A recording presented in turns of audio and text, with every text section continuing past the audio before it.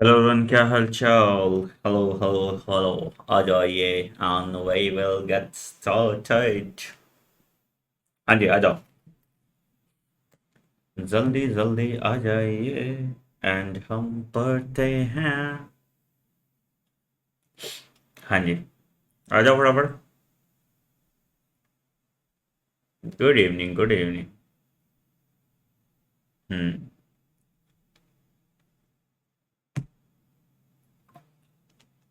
चल, आ जाओ।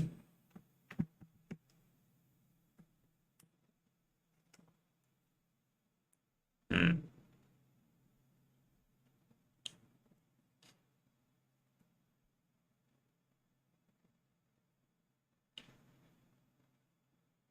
आगे बढ़े। Good afternoon, good afternoon. चलो, तो लास्ट क्लास में हमने रिसेप्टर मीडिएटेड साइट एंडोसाइटोसिस देखा था। एलडीएल का एक एग्जांपल भी हमने देखा था, है ना। रिसेप्टर मीडिएटेड एंडोसाइटोसिस हमने लास्ट क्लास में देखा था। ठीक है सर। आज अब हम फैगोसाइटोसिस देखेंगे। ठीक है। बल्क साइटोसिस देखेंगे और ट्रांस साइटोसिस देखेंगे। ठीक है। हम्म। अच्छा, इससे ज्यादा एक्सप्लेनेशन तो बेटा नहीं हो पाएगा इस जन्म में। तब कहाँ तुम लोगों ने टीचर्स को देखा नहीं पढ़ाते हुए। जितना टाइम लेके मैं पढ़ा रहा हूँ ना बेटा, इतने से ज्यादा टाइम तो मुश्किल है ना। मतलब थोड़ा पढ़ के आइए फिर, अगर आपका बेस वीक है तो, है ना। थोड़ा पढ़ के आओ बेटा, क्योंकि इससे ज्यादा बेसिक्स तो नहीं कर सकते ना। अब मैं तुम्हें व्हाट इज सेल थोड़ी पढ़ा पाऊंगा अब, है ना। चल, ये समझ में आ गया था। रिसेप्टर मीडिएटेड एंडोसाइटोसिस सबको समझ में आ गया था, एक बार बताइए, है ना। आगे बढ़ता। हाँ जी। रिसेप्टर मीडिएटेड एंडोसाइटोसिस सबको समझ में आ गया था, एक बार थम्स अप दे दो एंड विल गेट स्टार्ट।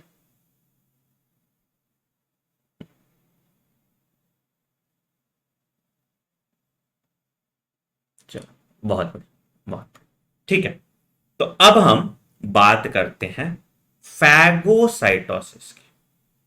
ठीक है। चलो, दूसरा पॉइंट। हमने रिसेप्टर मीडिएटेड एंडोसाइटोसिस देख लिया, अब हम बात करते हैं फैगोसाइटोसिस की। चलो लिखो। फैगोसाइटोसिस, थोड़ा बहुत फैगोसाइटोसिस तो तुम लोगों ने ऑलरेडी पढ़ा ही है ना। फैगो,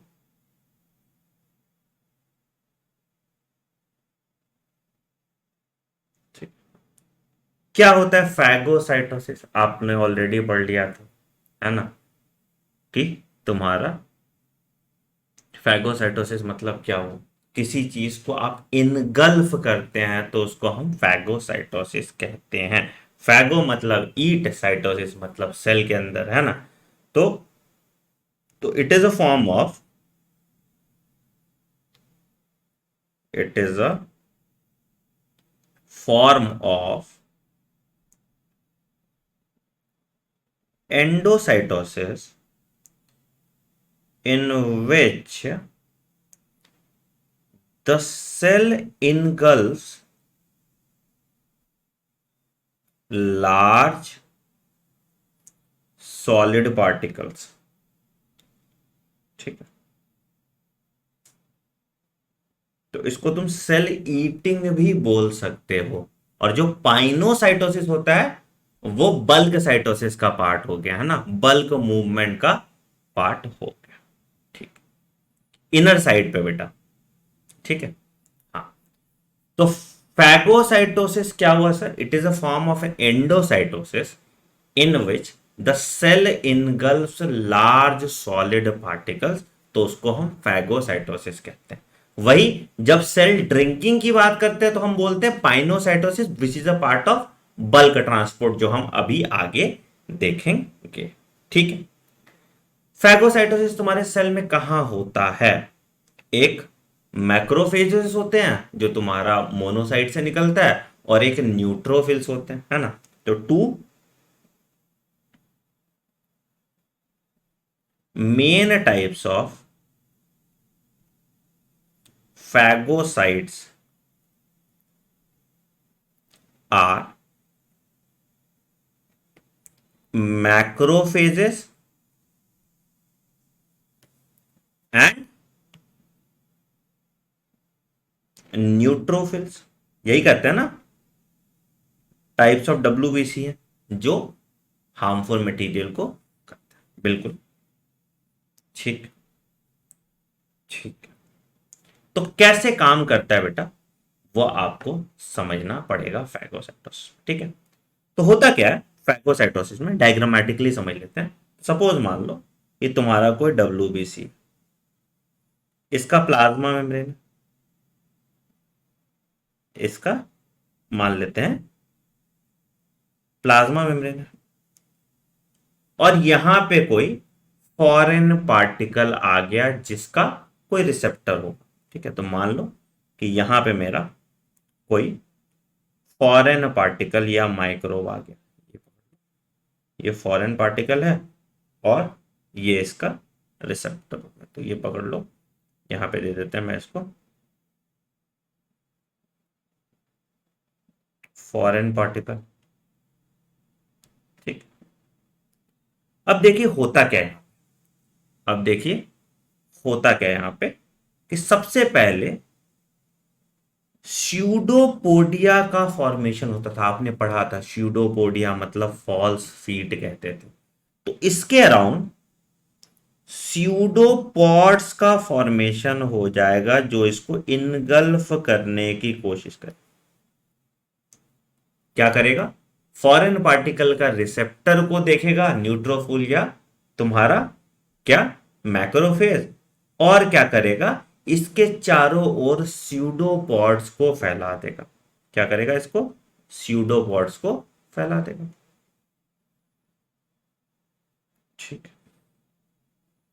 और धीरे धीरे ये स्यूडोपॉड जो है ये इनगल्फ कर लेगा फॉरेन पार्टिकल को और एक स्ट्रक्चर बनाएगा जिसको हम बोलते हैं फैगोसोम। यहां पे कोई क्लैंड्रिन का काम यहां पे नहीं है, ठीक है। तो यहां पे क्या बन गया डायरेक्टली, यहां पे डायरेक्टली बन गया एक स्ट्रक्चर जिसको हमने बोला फैगोजोम। इसी फैगोजोम में मेरा वो पर्टिकुलर माइक्रोब है। तो ये क्या बना है, इसने बना दिया फैगोजोम, ठीक है सर। अब ये जो फैगोजोम है it will bind with lysosome के साथ, है ना। सब कुछ जहां बाइंड करेगा, कुछ भी डाइजेस्ट कराना है तो सेल में अगर इंट्रासेलुलर डाइजेशन है तो कौन कराएगा, इंट्रासेलुलर डाइजेशन हमेशा लाइसोसोम कराएगा। तो ये बाइंड कर जाएगा लाइसोसोम के साथ, तो it will bind with lysosome और इसका फ्यूजन हो जाएगा। तो फैगोसोम तुम्हारा बाइंड कर जाएगा किसके साथ, कैसा शेप बन जाता है, फैगोसोम तुम्हारा बाइंड कर जाएगा लाइसोसोम के साथ, है ना। It will bind with lysosome, ठीक। तो इसका डाइजेशन हो जाएगा लाइसोसोमल एंजाइम की मदद से। तो इसका फिर क्या हो जाएगा, तो ये स्टेप नंबर 3 हो गया। ये स्टेप नंबर 4 हो जाएगा कि digestion with lysosomal enzymes, digestion with lysosomal enzyme. तो आपको पता है लाइसोसोम में सारे तरह के हाइड्रोलाइटिक एंजाइम्स प्रेजेंट है। तो ये क्या करेगा, ये पूरा इसका डाइजेशन करा देगा, ठीक है सर, करा दिया डाइजेशन। तो जब डाइजेशन कराएगा तो मेजर पार्टिकल तो डाइजेस्ट हो जाएगा, कुछ पार्टिकल बच भी जाएगा। तो जो पार्टिकल बच जाएगा अनडाइजेस्टेड पार्टिकल, वो फिर से एक और वेसाइकिल बनाएगा, है ना, जिसको हम बोल देंगे तुम्हारा रेजिडुअल बॉडी। तो जो अनडाइजेस्टेड पार्टिकल है, जो अनडाइजेस्टेड पार्टिकल है will form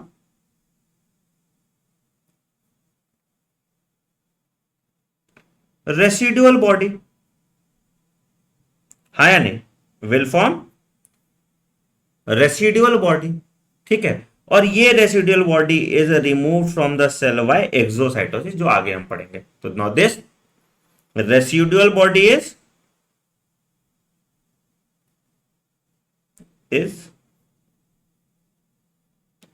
removed by cell, removed by the cell by via exocytosis, जो अभी हम पढ़ेंगे, ठीक, एक्सोसाइटोसिस, ठीक है। समझ में आया बेटा? सबसे पहले क्या हुआ, फॉरेन पार्टिकल को आइडेंटिफाई किया मैक्रोफेज और न्यूट्रोफिल्स में, उसके अराउंड स्यूडोपोडिया बनाया। इस स्यूडोपोडिया ने पूरे फॉरेन पार्टिकल को इनगल्फ कर लिया और उससे बनाया फैगोजोम। फैगोजोम जाके बाइंड कर गया लाइजोजोम के साथ और उसके साथ क्या बनाया, डाइजेशन कराया। तो जो पार्ट काम का था वो डाइजेस्ट हो गया, अनडाइजेस्टेड पार्टिकल बनाया रेसिडुअल बॉडी, और रेसिडुअल बॉडी को हम रिमूव कर दिए बॉडी से वाया एक्सोसाइटोसिस। तो this phenomena is called phagocytosis. Clear है? This phenomena is called phagocytosis. कोई दिक्कत यहां तक? कोई दिक्कत यहां तक? चलिए, तब अगला टॉपिक पे आते हैं, दैट इज पाइनोसाइटोसिस या बल्क फेज एंडोसाइटोसिस। अगला टॉपिक बल्क फेज एंडोसाइटोसिस। हाँ, बल्क फेज एंडोसाइटोसिस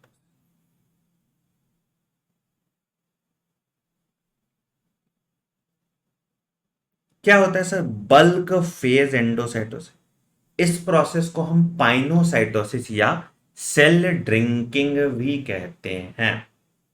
तो इस प्रोसेस को हम पाइनोसाइटोसिस भी कहते हैं।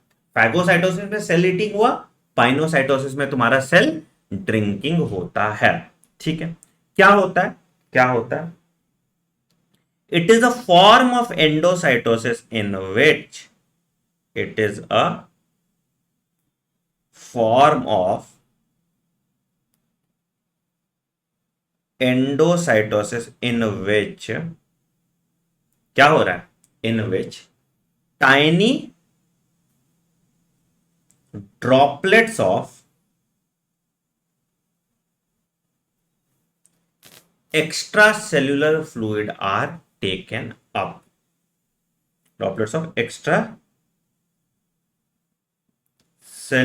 fluid are taken up. याद रखना, इस केस में कोई रिसेप्टर का जरूरत नहीं होता है, नो रिसेप्टर इज रिक्वायर्ड, ठीक है। यहां पे no receptor proteins are involve. एक बहुत इंपॉर्टेंट पॉइंट यहां पे लिख लीजिए, नो रिसेप्टर प्रोटीन्स आर, इस केस में कोई भी रिसेप्टर प्रोटीन की जरूरत आपको नहीं पड़ती है, ठीक है। ठीक है, होता क्या है यहां पे? तो देखिए, यहां पे देखिए होता क्या है। सपोज मान लो सेम जैसे हमने अभी दिखाया था, तो हमने कोई एक सेल बनाया, इसका प्लाज्मा मेम्ब्रेन हो गया, ठीक है। अब मान लो, अब मान लो कि इस प्लाज्मा मेम्ब्रेन से मुझे ईसीएफ का कुछ फ्लूइड अंदर लेना है। प्लाज्मा मेम्ब्रेन से क्या करना है? मुझे मुझे मुझे ईसीएफ का कुछ फ्लूइड लेना है, ठीक है। तो मैंने फ्लूइड देखा यहां पे, ठीक है। तो सबसे पहले मैं क्या करूंगा? प्लाज्मा मेम्ब्रेन में इनवैजिनेशन करा दूंगा। यहां पे कोई रिसेप्टर का जरूरत नहीं है। मैं तुम्हारे सवाल पे आता हूं, एलडीएल क्यों नहीं ब्रेक हो सकता फैगोसाइटोसिस से, उसके जवाब पे आता हूं, थोड़ा पेशेंस रखो, ठीक है। पहले ये समझा दो। तो सबसे पहले क्या होगा कि जो भी मेरा ईसीएफ है, यहां पे ईसीएफ है, ये ईसीएफ प्लाज्मा मेम्ब्रेन में थोड़ा पिंच डाउन करने पे ये ईसीएफ यहां पे आ जाता है। ठीक है, यहां पे याद रखिएगा कोई रिसेप्टर नहीं रिक्वायर्ड है। तो यहां क्या हो रहा है, सबसे पहला स्टेप में फॉर्मेशन ऑफ वेसाइकल हो रहा है, फॉर्मेशन ऑफ,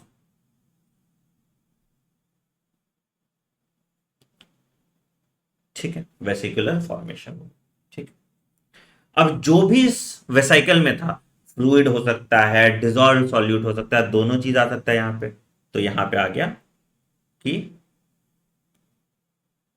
ये वेसाइकल में मेरा क्या क्या आ गया, फ्लूइड एंड डिजॉल्व सॉल्यूट, जो भी ये वेसाइकल है इसमें आ गया मेरा फ्लूइड्स एंड डिजॉल्व सॉल्यूट्स।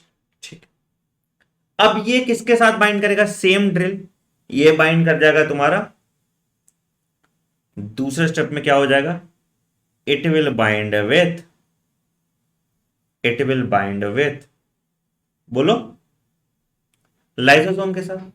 कहीं भी डाइजेशन कराना है तो किसके साथ बाइंड कर जाएगा, लाइसोसोम के साथ। It will bind with lysosome, इसने बाइंड कर लिया लाइसोसोम के साथ। ठीक है, तो इसके बाद क्या हो जाएगा, इसके बाद होगा digestion bye lysosomal enzyme.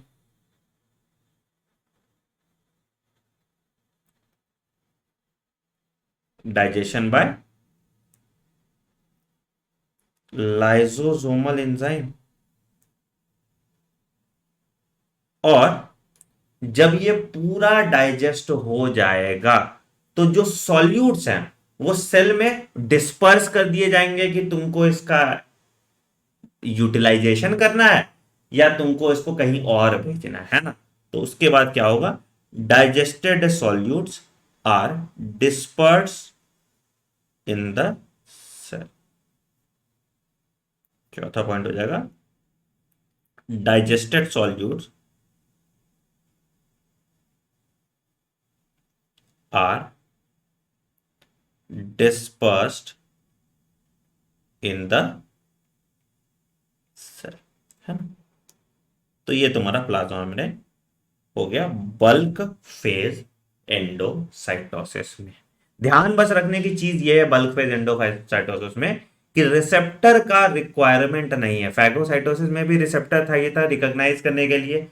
LDL में भी तुम्हारा रिसेप्टर था जो एक स्पेसिफिक जगह पे बाइंड करता है। ठीक है, अब सवाल पे आते हैं, जो बच्चे ने पूछा है क्या एलडीएल क्यों नहीं ब्रेक हो सकता फैगोसाइटोसिस। समझो बेटा, एलडीएल पे कोई रिसेप्टर नहीं था। रिसेप्टर कहां था, रिसेप्टर जो है मेरा वो प्लाज्मा मेम्ब्रेन के पास था, है ना।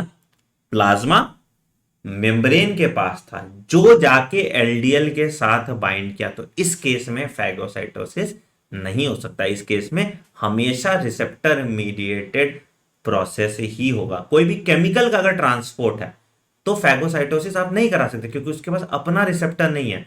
फैगोसाइटोसिस जिसका हम कर रहे हैं उसके पास, यहां पे देखो इस केस में, दूसरे केस में इसके पास फॉरेन पार्टिकल के पास अपना रिसेप्टर था। यहां पे इसका रिसेप्टर लगा दो, फॉरेन पार्टिकल के पास अपना रिसेप्टर था जिसको मेरा प्लाज्मा मेम्ब्रेन ने रिकॉग्नाइज किया। एलडीएल के पास अपना रिसेप्टर नहीं था, राइट। समझ में आया पॉइंट क्या हो रहा है। तो ये चीज आपको ध्यान रखना है, ठीक है। तो ये हो गया आपका बल्क फेज एंडोसाइटोसिस, या इसको हम पाइनोसाइटोसिस कहते हैं। क्लियर है, एक बार अंगूठा दिखाइए फिर आगे बढ़ेंगे। अगला आते हैं एक्सोसाइटोसिस और ट्रांससाइटोसिस। दो छोटा पॉइंट और लिख लो, फिर तुम्हारा ट्रांसपोर्ट अक्रॉस मेम्ब्रेन खत्म हो जाएगा। लिखिए,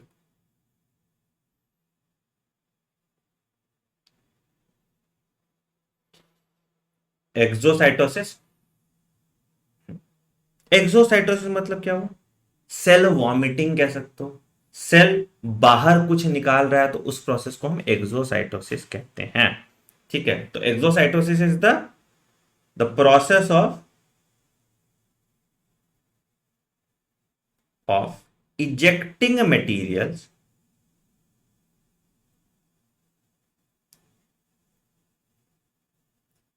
from the cell, चाहे ये सिक्रेटरी मटेरियल हो सकता है, चाहे ये अनवांटेड मटेरियल हो सकता है। ठीक है, ठीक है, ठीक है। तो exocytosis is important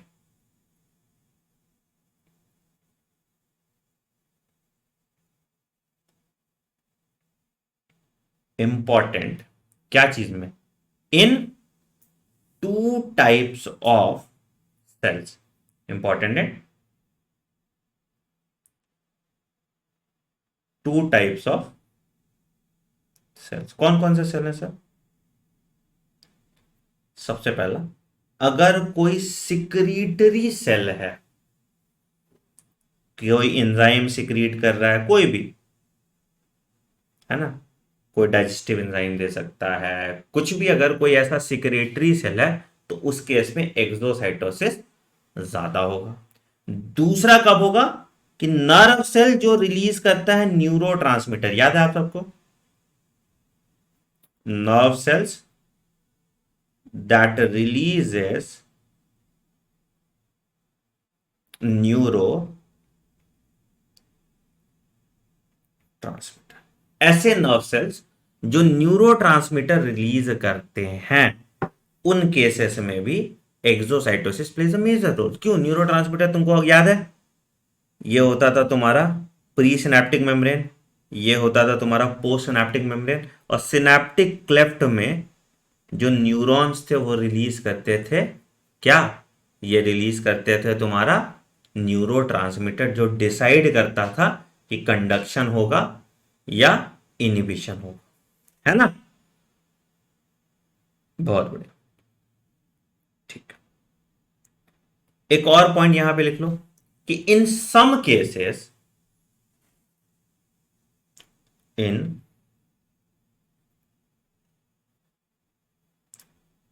some cases क्या होगा? Waste are also released by exocytosis. Waste भी तुम्हारा जो है वो कैसे रिलीज होगा? It is also release by exocytosis. ठीक है, क्या होता है एक्सोसाइटोसिस में? तो ड्यूरिंग एक्सोसाइटोसिस कुछ नहीं, वेसाइकल बनेगा, वेसाइकल फ्यूज आउट हो जाएगा प्लाज्मा मेम्ब्रेन से, है ना? तो during exocytosis membrane enclosed vesicles called secretory vesicles form inside the cell।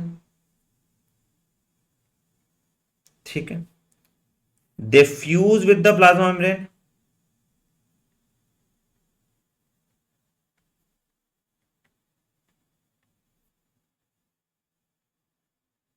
and release its component into the, कहां छोड़ेगा? ईसीएफ में। आईसीएफ से कहां जाएगा? ईसीएफ में, and releases its component into the ECF। कहां छोड़ देता है? ये रिलीज करता है अपना कंपोनेंट इनटू द ECF। तो ये तुम्हारा जो होता है इसको हम बोलते हैं एक्सोसाइटोसिस। ठीक है, तो सेल के बाहर कुछ चला गया तो उसको हम बोल दिए एक्सोसाइटोसिस। एक और चीज होता है जिसको हम बोलते हैं ट्रांससाइटोसिस। कुछ नहीं है, ट्रांसफर। अगर ट्रांसपोर्ट हो रहा है वेसाइकल की मदद से तो उसको हम बोलते हैं ट्रांससाइटोसिस। क्या है? ट्रांससाइटोसिस। क्या हो गया भैया? क्या हो गया भाई? तो again, it is an active process. पहला पॉइंट हम हमेशा देखें, transport bye vesicle is an active process, हमेशा बोला हुआ मैंने, it is an active process in which the vesicles undergo endocytosis on one side, endocytosis on one side of the cell,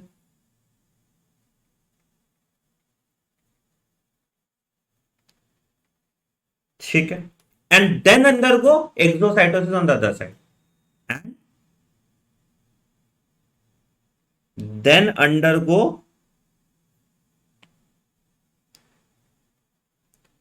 exocytosis on the other side.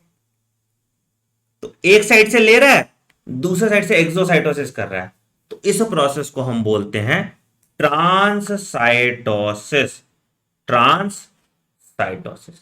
Example कोई बता पाएगा ट्रांससाइटोसिस का? Example कोई बता पाएगा ट्रांससाइटोसिस का? कोई सोचो। सर सिनेप्टिक क्लेफ्ट में भी ऐसा ही होता था ना, केमिकल कोऑर्डिनेशन के टाइम। तो सिनेप्टिक क्लेफ्ट में ट्रांससाइटोसिस नहीं होता था ना, सिनेप्टिक क्लेफ्ट में एक्सोसाइटोसिस होता था, है ना? हाँ, ठीक।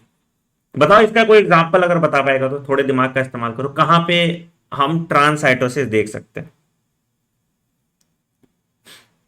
हिंट देते हैं, it has to do with some antibodies.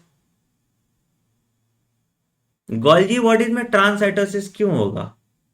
Golgi bodies तो इंट्रासेलुलर है ना, तो वो तो सेल के अंदर का बात कर रहे हैं। हम बोल रहे हैं देखो ट्रांससाइटोसिस में क्या हुआ, ट्रांससाइटोसिस में अगर मोटा मोटी तुम देखोगे तो ट्रांससाइटोसिस में ये हुआ, देखो मान लो कि ये प्लाज्मा मेम्ब्रेन है, ठीक है, सपोज मान लो कि ये प्लाज्मा मेम्ब्रेन एक सेल है, ये इसका ईसीएफ है। तो हो क्या रहा है कि पहले कोई मटेरियल है, लेट्स से कुछ भी मटेरियल है, ठीक है, ये पहले एंडोसाइटोसिस करेगा। तो सबसे पहला स्टेप जो होगा इसमें इसमें क्या होगा, इसका एंडोसाइटोसिस होगा। तो इससे क्या बनेगा, वेसाइकल बन जाएगा, और उसके बाद इस वेसाइकल का क्या हो जाएगा,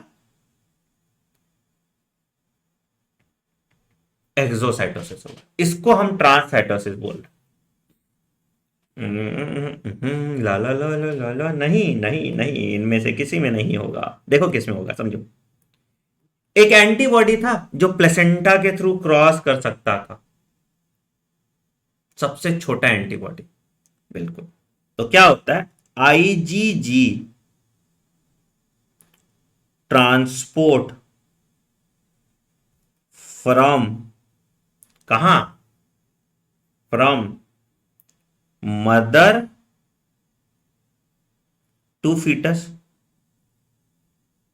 तो कैसे होता है, ये क्रॉस करता है प्लेसेंटा के थ्रू, है ना, mother to foetus via placenta. तो इस केस में तुमको ट्रांससाइटोसिस देखने को मिलेगा, है ना, यहां पे प्लेसेंटा में तुमको ट्रांससाइटोसिस देखने को मिलेगा, ठीक है, ठीक है, ठीक है, समझ में आया? बढ़िया। अभी तक यहां तक सब कुछ समझ में आ गया सबको? कोई दिक्कत, कुछ भी, कहीं भी कुछ अटके हो तो बताइए। इंसुलिन के एब्जॉर्प्शन में होगा ट्रांससाइटोसिस, इंसुलिन के एब्जॉर्प्शन में क्यों होगा ट्रांससाइटोसिस? नहीं होगा। तो वहां तो सिंपल है ना, हार्मोन बाइंड कर जाता है रिसेप्टर के साथ, रिसेप्टर प्लाज्मा मेम्ब्रेन पे होता है, और उसके बाद वो ट्रांसपोर्ट कर रहा है।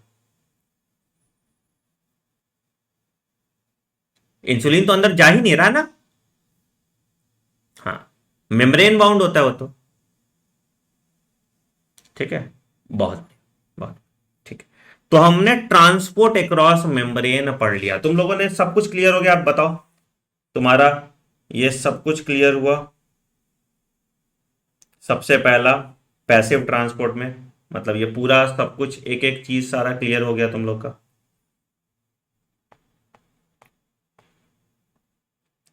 हाँ, पहले एक्सेप्ट करता है और फिर रिलीज करता है। अरे यार, पैसा वैसा की बात हमेशा मत किया करो। पढ़ाई लिखाई के टाइम पे बढ़िया का दुकान बना के रख दियो। 15 अगस्त तक वैलिड है बेटा वो। फ्रीडम 40 ना, 15 अगस्त है, आजादी का कोड है, तो 15 अगस्त तक वैलिड। ठीक है। इस एग्जाम्पल को एक्सप्लेन करें, कुछ नहीं हुआ, देखो। मम्मी से आईजीजी आया, ये चला गया प्लेसेंटा में, और प्लेसेंटा से चला गया फीटल ब्लड में। तो मम्मी के ईसीएफ में था, और ये फीटल ब्लड के ईसीएफ में चला गया। फीसल ब्लड तो ईसीएफ ही है ना। तो ये प्लेसेंटा के वाया क्रॉस किया, तो इसको ट्रांससाइटोसिस बोल दिया। ये प्लेसेंटा के वाया क्रॉस किया, तो इसको ट्रांससाइटोसिस बोल दिया। समझ में आया? समझ में आया? ठीक। तो तुम लोगों का डिफ्यूजन खत्म हो गया। Simple diffusion, facilitated diffusion, osmosis, active transport, primary active transport, secondary active transport, और एंडोसाइटोसिस, एक्सोसाइटोसिस, बल्क साइटोसिस, और ट्रांससाइटोसिस। सब खत्म। रिसेप्टर का क्लियर टाइप के एंडोसाइटोसिस इन्वॉल्व होता है, किसमें नहीं होता है? रिसेप्टर बेटा, अगेन समझो ना, कोई भी चीज अगर मेम्ब्रेन क्रॉस नहीं कर सकता तो वहां पे रिसेप्टर का रिक्वायर्ड। जैसे कुछ चीज है जो भी बल्क में जा रहा है, जहां पे हम ईसीएफ फ्लूइड के साथ ही ले लिए, तो वहां रिसेप्टर का रिक्वायरमेंट नहीं होता। ठीक है, वहां पे कोई रिसेप्टर नहीं। बाकी सब जगह तुमको रिसेप्टर का रिक्वायरमेंट हो।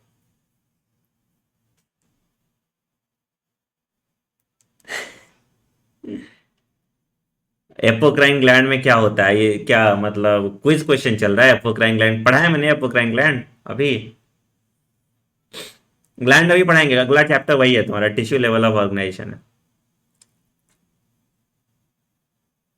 सर सेल्डम फ्लिप फ्लॉप और 1/2 ऑफ बाइलेयर वाला पॉइंट एक बार और प्लीज। कौन सा सेल्डम है? प्लाज्मा मेम्ब्रेन वाला बोल रहे हो? प्लाज्मा मेम्ब्रेन वाला बहुत सारा पढ़ा दिया है तुम लोग को, मजाक मजाक में है। ऑलमोस्ट तुम्हारा सब खत्म है, पता है। फर्स्ट ईयर में तुम जैसे बोल रहे हैं सर फर्स्ट ईयर की क्लास कब से स्टार्ट होगी, फर्स्ट ईयर में यही पढ़ोगे, और क्या पढ़ोगे? अलग थोड़ी पढ़ोगे। ये ट्रांसपोर्ट अक्रॉस मेम्ब्रेन तुम्हारा पूरा फर्स्ट ईयर का है। ये जो अभी टॉपिक पढ़े, या तुम होम्योस्टैसिस जो पढ़े हो वो पूरा फर्स्ट ईयर का है। एनाटॉमिकल टर्मिनोलॉजी जो पढ़े हो पूरा फर्स्ट ईयर का। यूनिपोर्ट में सिंगल एक बार में एक मॉलिक्यूल जा रहा है तो दैट इज यूनिपोर्ट। जो सिंपल ट्रांसपोर्ट होता है तुम्हारा प्राइमरी एक्टिव ट्रांसपोर्ट में, दैट इज यूनिपोर्ट। क्या बोल रहे थे तुम? प्लाज्मा मेम्ब्रेन में कहाँ बोले? हम्म, हम्म, क्या, कौन सा पार्ट बोल रहे थे? सेल्डम फ्लिप फ्लॉप वाला पार्ट कौन सा, समझ नहीं रहा कौन सा पार्ट। प्रोटीन लिपिड वाला ना, इंटीग्रल प्रोटीन, कोलेस्ट्रॉल।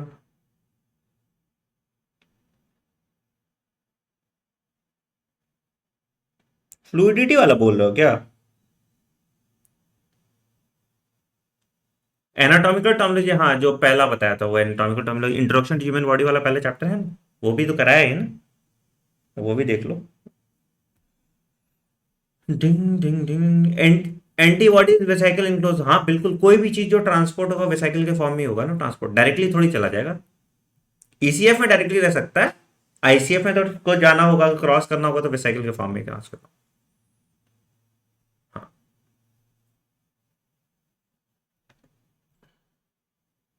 क्या बताना था भाई? मुझे स्पेसिफिक लाइन बताओ।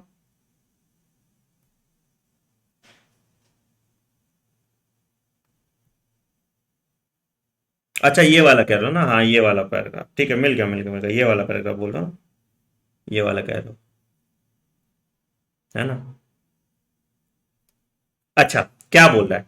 तो despite the great mobility, despite the great mobility of membrane lipids, ध्यान से देखो, and proteins, there in their own half of the lipid bilayer, they seldom flip flop from one half to other. समझो, समझो मतलब कवि कहना क्या चाह रहा है। हाँ हाँ, समझ गया समझ गया। देखो क्या कहना चाह रहा है, समझो यार। बेसिकली कहना क्या चाह रहा है कवि यहाँ पे, कवि मतलब मैं। देखो क्या कहना चाह रहा है, समझो। देखो, ये है तुम्हारा लिपिड बाइलेयर का एक हाफ, ये है तुम्हारा लिपिड बाइलेयर का दूसरा हाफ, है ना। तो जो फ्लिप फ्लॉप हो रहा है ये अपने एरिया में रहेगा, ये इधर वाले में नहीं जाएगा, ठीक है। तो ये ऐसा नहीं होगा कि नाच के इधर आ जाए और ये नाच के इधर चला जाए, ऐसा नहीं होगा। ये अपने हाफ में फ्लिप फ्लॉप कर लेगा, इधर आएगा बहुत मुश्किल से।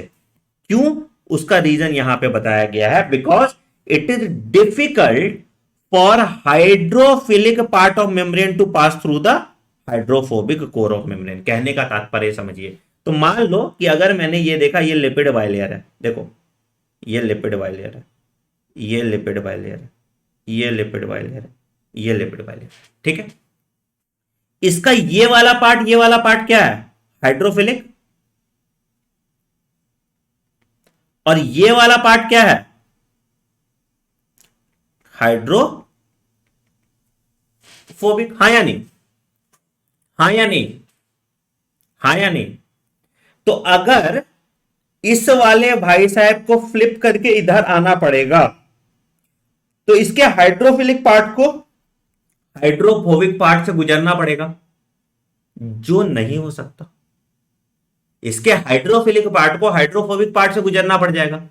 जो बीच वाला रीजन है ये तो हाइड्रोफोबिक है ना, तो इससे गुजरना पड़ जाएगा। तो इसीलिए अपने एरिया में ही रहता है, दूसरे के एरिया में घुसने की कोशिश नहीं करता है। ठीक है, समझ में आया? फ्लेक्शन बेटा एनाटॉमी में, इसमें कोई दिक्कत यहां तक? कछु दिक्कत यहां पे?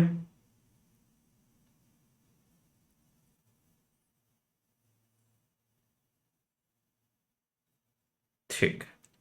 अब जो बचा है टॉपिक, वो एकदम लल्लू टॉपिक्स तुम्हारे बचे हुए हैं। जो इसका है, जो सेल पूरा खत्म करेगा, ठीक है।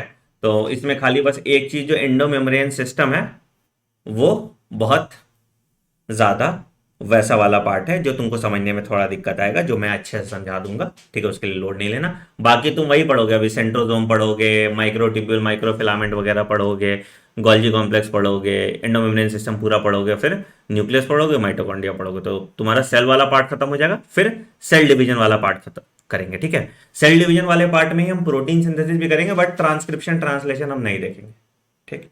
तो एक काम कल आप लोग थोड़ा कर लीजिएगा, ट्वेल्थ की NCERT cell the unit of life, कम से कम ये तो पढ़ के आएगा। हम ये फालतू चीज नहीं बताएंगे, बहुत टाइम लगता है, ठीक है। Cell the unit of life का जो बेसिक्स है, बेसिक्स जो है, ये तो पढ़ के आना बहुत, नहीं तो फिर गड़बड़ हो जाएगा, ठीक है। Can we make notes along with? बिल्कुल सर, जब हम लिख रहे हैं तो आप भी लिखिए ना, है ना आराध्या। अच्छा, सबको नए वाले नोट्स मिल गए?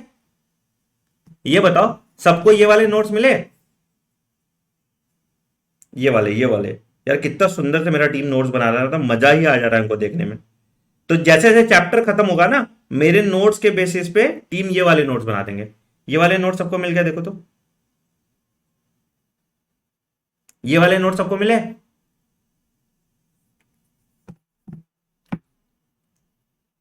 मेरा ही क्लास नोट्स है, इसको हम किताब के फॉर्म में बना रहे हैं, सुंदर सा एकदम। तो तुमको, हम्म,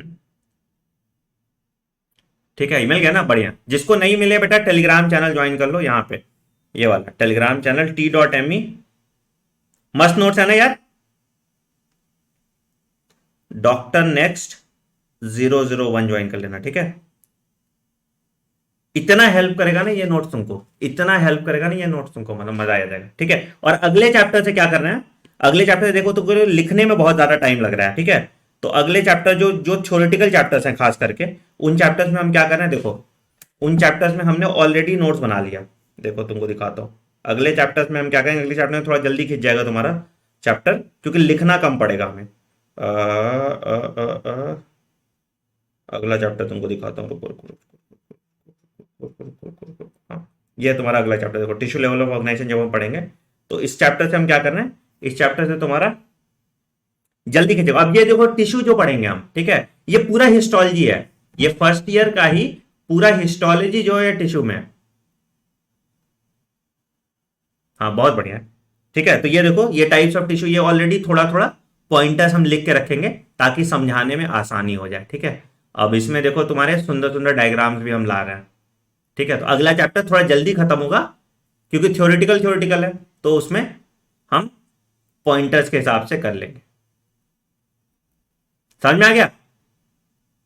हाँ, तो ये देखो क्या बढ़िया से तुम्हारे ये कंप्लीट हो जाएंगे। तो अगला चैप्टर भी तुम्हारा रेडी है, अगला चैप्टर खत्म, ये पूरा हिस्टोलॉजी है। अब इसको दोबारा मैं हिस्टोलॉजी में नहीं पढ़ाऊंगा। ठीक है, तो ये जो है पूरा ही हिस्टोलॉजी है तुम्हारा एमबीबीएस फर्स्ट ईयर का, तो तमीज से पढ़ना है इसको। फर्स्ट ईयर पूरा एमबीबीएस का हिस्टोलॉजी पोर्शन खत्म हो जाएगा। ठीक है, हाँ, कल संडे मन किया तो क्लास ले लेंगे, टेलीग्राम पे अपडेट कर देंगे। 15 अगस्त तक बेटा।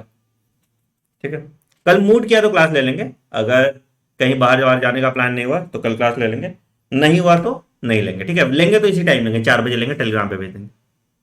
हाँ बेटा, एनिमेशन के साथ ही समझाएंगे, एनिमेशन पूरा विजुअल बॉडी है ना, एनिमेशन के साथ है। मंडे सेल खत्म, ट्यूसडे सेल खत्म होगा, मंडे नहीं होगा। ट्यूसडे सेल खत्म हो जाएगा और फिर वेडनेसडे थर्सडे फ्राइडे सैटरडे तक टिश्यू भी खत्म हो जाएगा। इस वीक सेल और टिश्यू दोनों खत्म हो जाएगा। अगले वीक से हम फिर सिस्टम स्टार्ट कर देंगे, तो हम एक्सियल स्केलेटल सिस्टम से शुरू करेंगे, मस्त बोन पढ़ेंगे। ऑस्टियोलॉजी तुमको भी अगेन फर्स्ट ईयर का ही है, ठीक है, तो दोबारा उसको पढ़ाने की जरूरत नहीं पड़ेगी। ठीक है, ठीक, चलो, चलो ठीक है, बढ़िया, तब चलो ब्रेक के बाद मिलते हैं फिर। ठीक है, बाय बाय।